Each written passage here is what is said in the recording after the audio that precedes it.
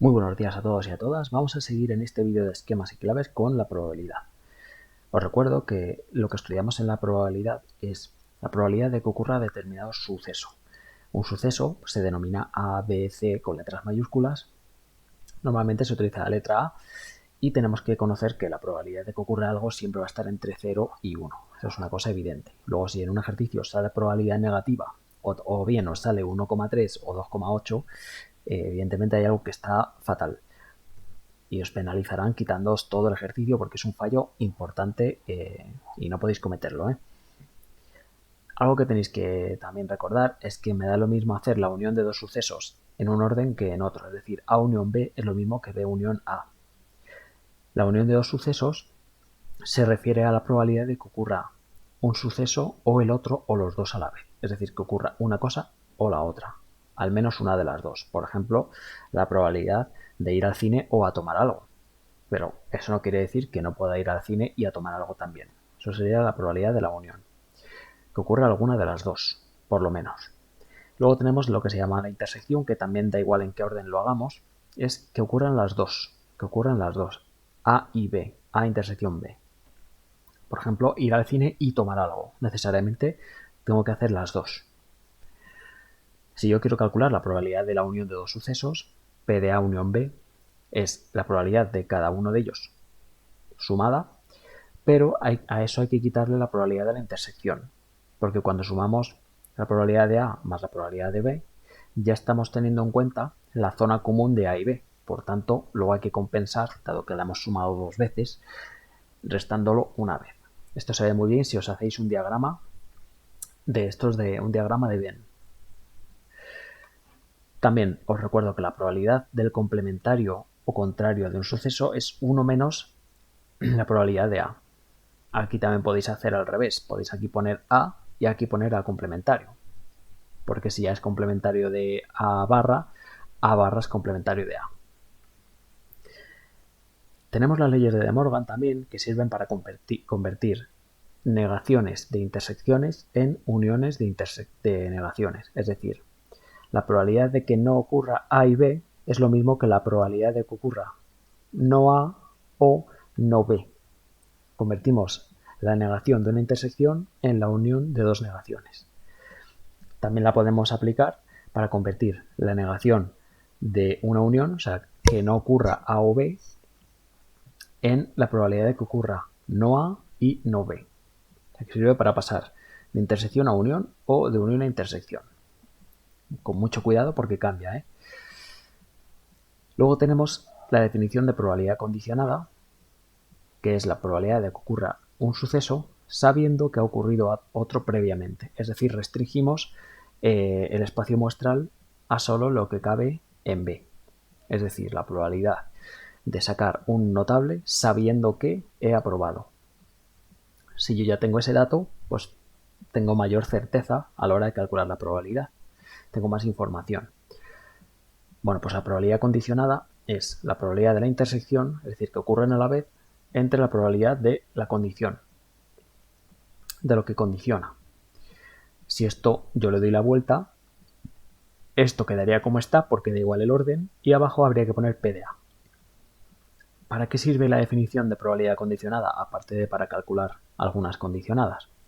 Pues porque si despejáis este numerador, para lo cual habría que multiplicar así, ¿veis? Nos quedaría una fórmula para la probabilidad de la intersección. La probabilidad de la intersección B es la condicionada, ¿veis?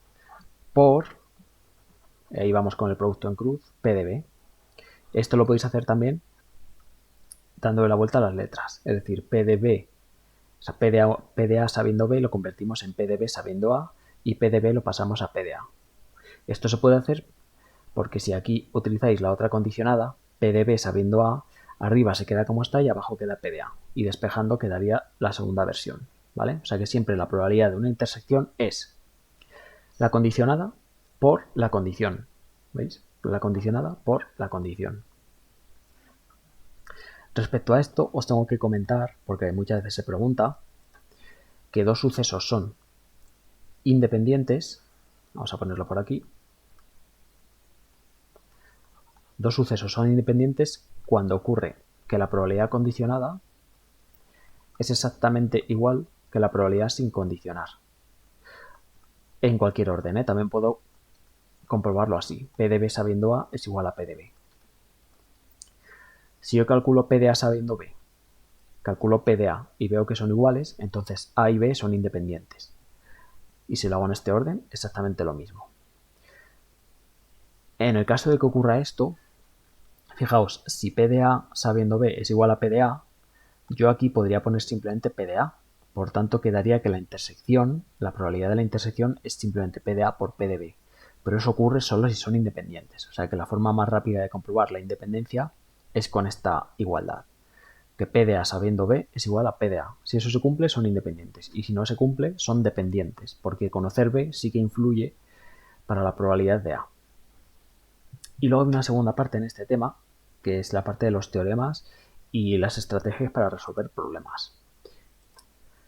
Tenemos por un lado el teorema de la probabilidad total, que dice que la probabilidad de que ocurra algo es la suma de las probabilidades que nos llevan hacia ese camino, es decir, hacia ese suceso.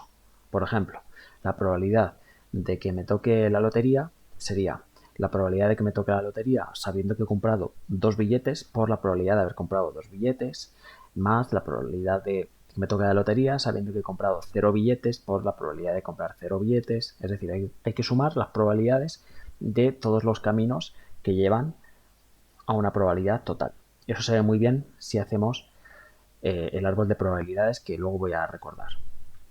Y también tenemos el teorema de Bayes, que sirve para calcular una probabilidad condicionada si conocemos la otra. Si yo quiero la de B sabiendo A y conozco la de A sabiendo B, pues simplemente aplico esta fórmula, que es la del teorema de Bayes, en la que ya os adelanto que el denominador hay que calcularlo normalmente por la probabilidad total. Es decir, este denominador de aquí lo calcularéis haciendo la suma de los caminos que nos llevan hacia que ocurra A. Mientras que arriba es un producto que normalmente es recorrer la rama correspondiente a ese suceso, ¿no? ¿Qué dos estrategias tenemos fundamentalmente para resolver problemas de probabilidad? Tenemos por un lado los diagramas de árbol o los árboles de probabilidad, que vienen muy bien cuando los datos que nos dan en el enunciado tienen que ver con una primera fase o una primera información, por ejemplo, gente que ha sido despedida y gente que no ha sido despedida. Eso sería una posibilidad. Y una segunda fase en la que de cada tipo de la clase anterior nos dan cierta información. Por ejemplo, si están cobrando algún tipo de subvención pública, tanto si están despedidos como si no. De manera que yo, por ejemplo, puedo tener un árbol en el que ponga gente que ha sido despedida, gente que no ha sido despedida, y luego C sería, por ejemplo, cobrar una subvención del Estado, y eso me lo darían tanto de los que han sido despedidos como de los que no. Es decir, serían sucesos ya para probabilidades condicionadas, sabiendo A o sabiendo B. En los casos en los que podemos hacer un diagrama en árbol, es muy fácil calcular la probabilidad de la intersección. Por ejemplo, la probabilidad de A y C, pues es recorrer esta rama de aquí. La probabilidad de B y no C, pues es recorrer esta rama de aquí. La probabilidad de C sabiendo A, pues es esta de aquí, porque estaríamos en A y queremos la probabilidad de C. Os recuerdo que las probabilidades se ponen en las ramas. La probabilidad de cada rama es algo que hay que hacer en primer lugar.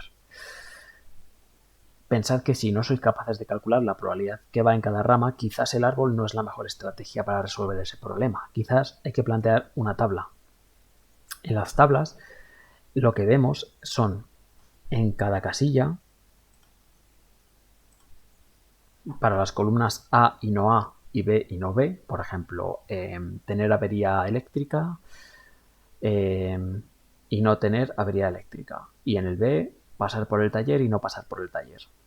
Pues en cada celda de esta pequeña matriz que nos aparece de 2×2 tenemos las intersecciones. Es decir, A y B iría aquí, aquí iría no A y B, aquí iría A y no B, y aquí iría no A y no B. ¿Vale? Estaría hablando de la probabilidad de cada cosa, ¿eh? De manera que con esto se hace muy fácil calcular las probabilidades totales. Pero veis, aquí no aparece ninguna condicionada, mientras que en el árbol sí que aparecen condicionadas, que son estas de aquí. Estas 4 probabilidades son condicionadas o a A o a B, mientras que aquí aparecen intersecciones. Entonces, dependiendo de los datos que os den, o hacéis un árbol o hacéis una tabla. Como digo, aquí es muy fácil calcular la probabilidad de A. La probabilidad de A, si sumáis estas dos, os queda aquí. Mientras que la probabilidad de no A, pues es o bien estas dos sumadas, o bien 1 menos esto, ¿no? Por supuesto, veis que si sumáis estas dos cosas, os va a salir 1, que es la probabilidad total, que siempre queda en esta esquina inferior derecha. Aquí podéis poner la probabilidad total, o si estáis contando número de objetos o de personas, pues aquí iría el número total de objetos o personas. Y aquí en lugar de probabilidades, pues número de objetos o personas de A o de B o de las intersecciones. ¿Qué queréis la probabilidad de B? Pues sumáis esta fila y os quedaría aquí P de B. Y si hacéis 1 menos P de B, os quedaría aquí P de no B. Cosa que también podéis hacer sumando esta fila, por cierto. O sea que la tabla la podéis hacer poniendo probabilidades aquí dentro, probabilidades o porcentajes o fracciones, proporciones. Pero también podéis poner número de objetos, por ejemplo, guisantes verdes, amarillos, rugosos y lisos. Ponéis el número de guisantes de cada tipo y luego para hacer las probabilidades con la regla de Laplace, dividiendo, ¿no? Bueno, pues nada, espero que se os haya aclarado un poquito la mente con esto y si tenéis dudas me vais preguntando, ¿eh? Ya solo nos falta uno que es el de estadística.